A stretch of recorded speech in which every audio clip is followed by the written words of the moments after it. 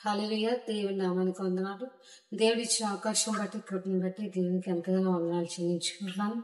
ప్రియమైన దేవుని బిడ్డ, దేవుడు మన పట్ల ఉన్న ఆలోచనలు ఆయన ఉద్దేశంలో అనేకమైనవి. మన జీవితంలోని ఆయన ఎన్నో మన పట్ల చేయాలని అనుకుంటాడు. కానీ కొన్నిసార్లు మన ఆలోచనలకి ఆయన ఆలోచనలు ఎక్కువగా ఉంటాయి. ఎందుకంటే చూడండి, పిల్లల విషయంలో మనం ఎంత ఎక్కువగా ఆలోచిస్తాం, నా కుమారుడు ఒక మంచి ఇదిగా ఉండాలి, బాగా చదువుకోవాలి, ఒక ఎడ్యుకేటెడ్గా, ఒక అన్ని విషయాల్లో ఎదగాలని ఎలాగైతే అనుకుంటామో, మన ప్రియమైన పరలోక తండ్రి కూడా మన విషయంలో అలాగే అనుకుంటాం. ప్రియమైన దేవుని బిడ్డ, లోకస్వార్త 12 అధ్యాయం చూద్దాం. లోకస్వార్త 12 అధ్యాయం.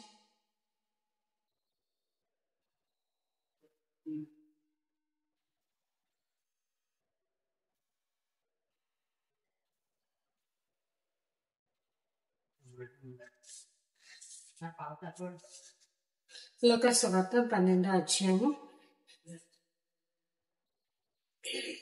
22వ వచనం నుంచి చూద్దాము. అంతటా ఆయన తన శిష్యులతో ఎట్లనెను, ఈ హేతువు చేత మీరు ఏమి తిందుమా అని మీ ప్రాణం కూర్చొని, ఏమి ధరించుకుందామని మీ దాహం కూర్చొని చింతింపకడి. ఆహారము కంటే ప్రాణమును, వస్తువుల కంటే దేహం గొప్పవు కావా?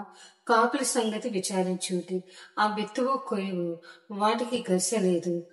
ప్రేమ దేని బిడ్డ, ఈరోజు దేవుడు కూడా ఏమంటున్నారంటే, వాటికంటే ఏమంటున్నారంటే, వాటికి గరిస లేదట, కొట్టు లేదట, అయినను దేవుడు వాటిని పోషించినాడు.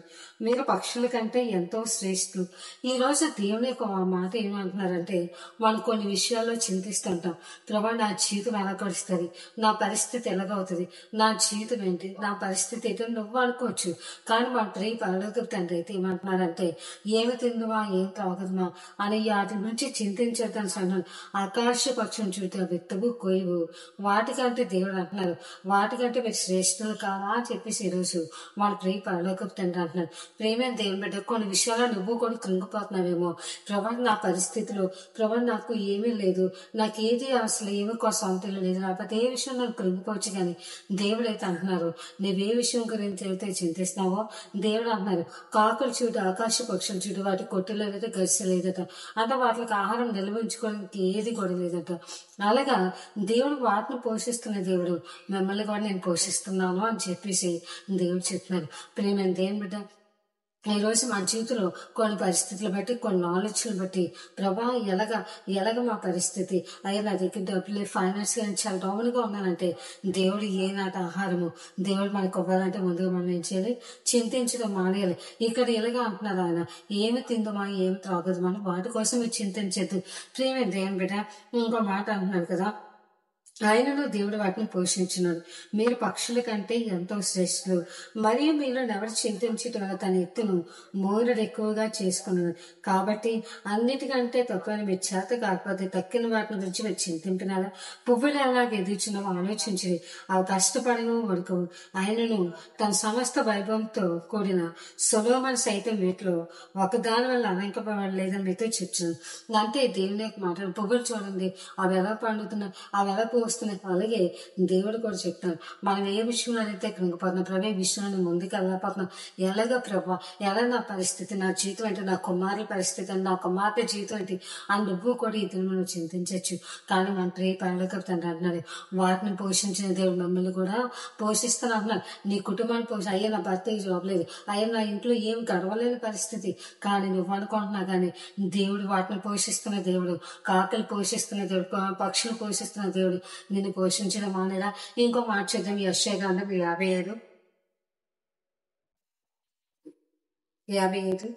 55:9. ఆకాశంలో భూమి పైన ఎంత ఎత్తుగా ఉన్నావో, మీ మార్గముల కంటే నా మార్గములు, మీ తలంపుల కంటే నా తలంపులు అంత ఎత్తుగా ఉన్నామని చెప్తున్నాను. ఆకాశంలో ఎలా ఉన్నాయంటే, భూమి పైన ఎంత ఎత్తుగా ఉన్నావో, మీ మార్గముల కంటే నా మార్గములు, మీ తలంపుల కంటే నా తలంపులు అంత ఎత్తుగా ఉన్నాల్సి నేసే ఈరోజు అంటున్నారు.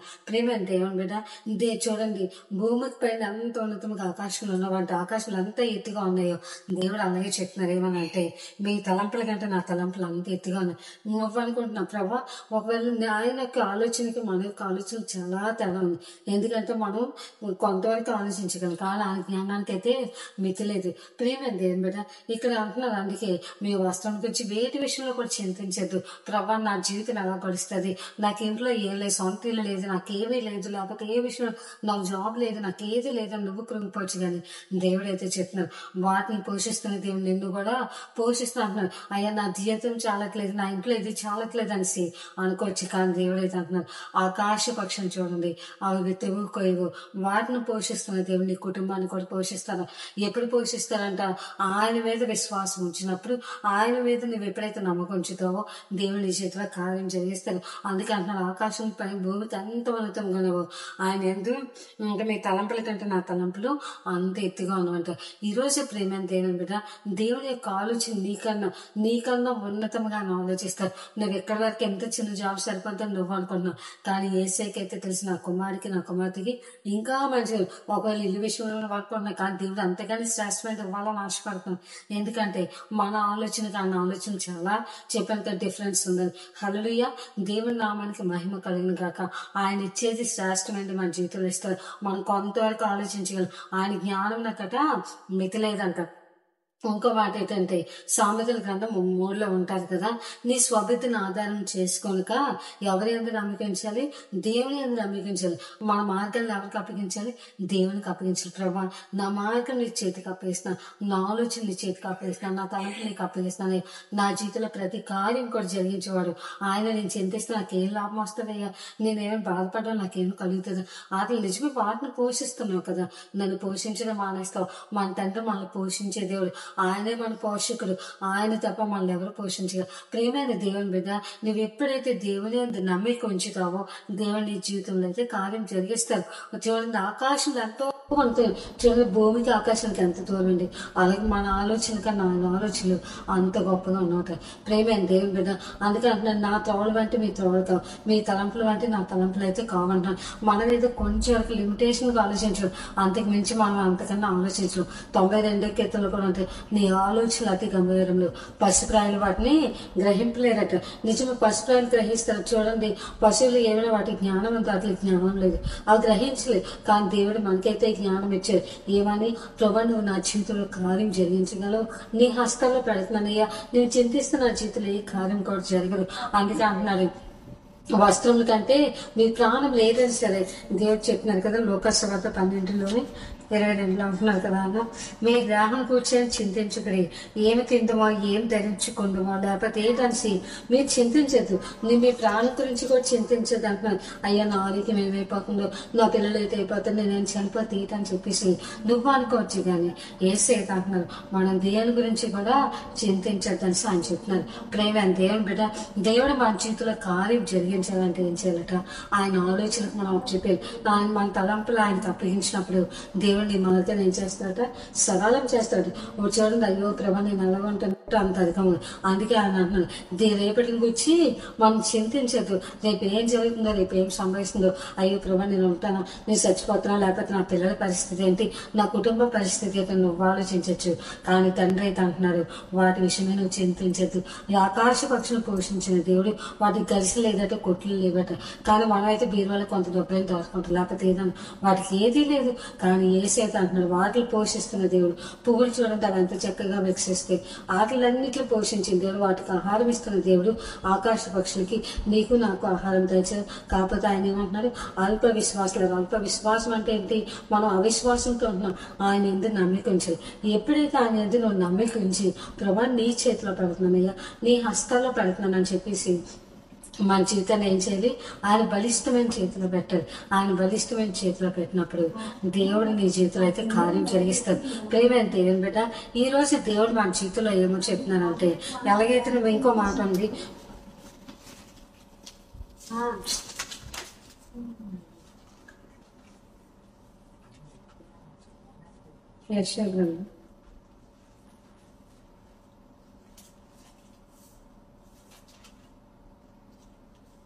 అందుకే ఆయన అంటున్నాడు, రేపటిని గురించి మనం చింతించదు. రేపు ఏం జరుగుతుందో, రేపు ఏం సంభవిస్తుందో. అయ్యో ప్రభా, నేను ఉంటాను, నేను చచ్చిపోతున్నా, లేకపోతే నా పిల్లల పరిస్థితి ఏంటి, నా కుటుంబ పరిస్థితి ఏంటి, నువ్వు ఆలోచించవచ్చు. కానీ తండ్రి అయితే అంటున్నారు, వాటి విషయమే నువ్వు చింతించద్దు. ఈ ఆకాశ పక్షులు పోషించిన దేవుడు వాటికి గరిసెలు లేదట, కొట్లు లేవట. కానీ మనమైతే బీరువాళ్ళకి కొంత డబ్బులు దాచుకుంటాం, లేకపోతే ఏదన్నా వాటికి ఏదీ లేదు. కానీ ఏసైతే అంటున్నారు, వాటిని పోషిస్తున్న దేవుడు. పువ్వులు చూడండి, అవి ఎంత చక్కగా వికసిస్తాయి. వాటిలన్నిటిని పోషించిన దేవుడు, వాటికి ఆహారం ఇస్తున్న దేవుడు. ఆకాశ పక్షులకి నీకు నాకు ఆహారం తెచ్చారు. కాకపోతే ఆయన ఏమంటున్నారు, అల్ప విశ్వాసాలు. అల్ప విశ్వాసం అంటే ఏంటి? మనం అవిశ్వాసంతో ఉంటున్నాం. ఆయన ఎందుకు నమ్మిక ఉంచాలి. ఎప్పుడైతే ఆయన ఎందుకు నువ్వు నమ్మిక ఉంచి, ప్రభా నీ చేతిలో పెడుతున్నానయ్యా, నీ హస్తాల్లో పెడుతున్నానని చెప్పేసి మన జీవితాన్ని ఏం చేయాలి? ఆయన బలిష్టమైన చేతిలో పెట్టాలి. ఆయన బలిష్టమైన చేతిలో పెట్టినప్పుడు దేవుడు నీ జీవితంలో అయితే కార్యం జరిగిస్తాడు. ప్రేమైన దేవుని బిడ్డ, ఈ రోజు దేవుడు మన జీవితంలో ఏమో చెప్తున్నానంటే, ఎలాగైతే నువ్వు ఇంకో మాట ఉంది,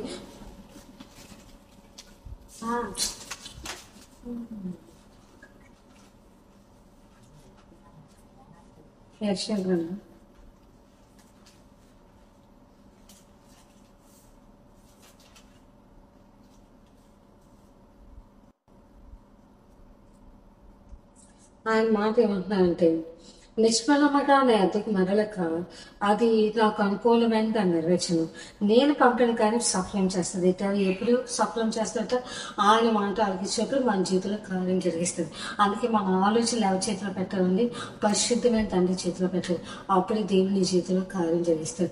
ప్రియమైన దేవుని బట్టి ఈరోజు వాక్యం అంటుంది ఎవరైనా సరే, దేవుడు అంటున్నారు, రేపటి గురించి నువ్వు చింతించద్దు. ఏం తిందుమో, ఏం త్రాగుదమో, లేకపోతే ఏం ధరించదు, మీ ప్రాణం గురించేను, దేని గురించి అని చింతించదు, దేహం గురించి అని చింతించదు. ప్రభా నేను హాస్పిటల్లో నాకేంటి అవుతుందో అనేసి వాటి కోసం నేను చింతించదు. దేవుని మీద ఎప్పుడైతే నమ్మకం వచ్చుతో దేవుని జీవితంలో కార్యం జరిగిస్తారు. చూడండి, ఆకాశం భూమి పైన ఎంత ఉన్నతముగానో ఆయన ఎందుకు భయభక్తులు. అంటే ఆయన ఏమంటున్నారంటే, మేము మార్గం కంటే నా మార్గంలో అంత ఎత్తుగా ఉన్నాడు. నిష్ఫలముగా నా ఎద్దకు మొదలుగా నేను పంపిణీ కార్యం. ఆయన నోటి నుండి ఇచ్చిన మాటట మన జీవితంలో కార్యం జరిగించాం. ఆయన కృప మన పట్ల ఎప్పుడైతే ఉంటుందట, అందుకే భూమి కంటే ఆకాశం ఎంత ఉన్నతంగా ఉంది. ఆయన ఎందుకు భయభక్తులు గలవారి ఇలా ఆయన కృప అంతర్గంగా ఉండదు. ప్రేమ దేవుని బిడ్డ, ఈ వాక్యం అంటే ఎవరైనా సరే కృంగిపోతుంది, నిరాశ చెందవద్దు. దేవుడు నీ జీవితంలో అయితే కార్యం జరిగిస్తారు. ప్రభావ నా కుటుంబం ఎలాగా, మా జీవితంలో ఏం లేదు, మమ్మల్ని అందరూ పెట్టారు, నీకెవరూ లేరని అనుకోదు. కానీ ఏసైతే అంటున్నాను, ఎవరి కోసం నువ్వు చింతించద్దు, బాధపడద్దు.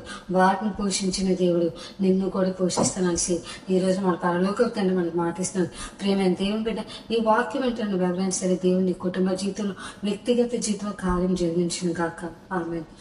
పరిశుద్ధమైన దేవతని ఏసీ నీకు వందనాలు తండ్రి. పరిశుద్ధ రాశి నీకు వందనాలు ప్రభా. ఏమి తిందమో, ఏమి త్రాగుదమో కాదు కానీ ప్రభా, దేవ వాటిని పోషించిన దేవుడు మమ్మల్ని కూడా పోషిస్తావు. వాటి గరిసె లేదు, కొట్లు లేదు ప్రభా. అయినప్పటికీ వాటి పోషించిన దేవుడు, దేవ మమ్మల్ని సృష్టించిన తండ్రి, నీవు మమ్మల్ని పోషిస్తావు ప్రభా తండ్రి. ఆకాశం భూమి పైన ఎంతో ఉన్నతంగా ఉండదు ప్రభా తండ్రి. దేవ మా అన్న తండ్రి ప్రభా, దేవ మా మార్గం కంటే మార్గం అంత ఎత్తుగా ఉన్నా ప్రభా. దేవ భూమి కంటే ఆకాశం ఎంతో ఉన్నతంగా ఉండదు. నీ ఎంత భయభక్తులు గలవాగే నీ కృప అంత దేవ మా స్వభక్తిని ఆధారం చేసుకుని కథని మా పూర్ణ హృదయంతో నీ అధికారులకు అప్పగించినప్పుడు మా మార్గం అంతా సరళం చేస్తావు. కాబట్టి ప్రభా, ఏ విషయంలో మేము కృంగిపోలేదు, ఏ విషయంలో ప్రభా చింతించలేదు. మా పిల్లల విషయం మీద, మా తండ్రి కుటుంబ విషయంలో, ఏ విషయంలో కూడా చింతించకూడదు. ఈ వాక్యం అంటున్న ప్రతి బిడ్డ జీవితంలో నీ కార్యం జరిగించి వాడిని బలపరిచి స్థిరపరిచి నడిపించమని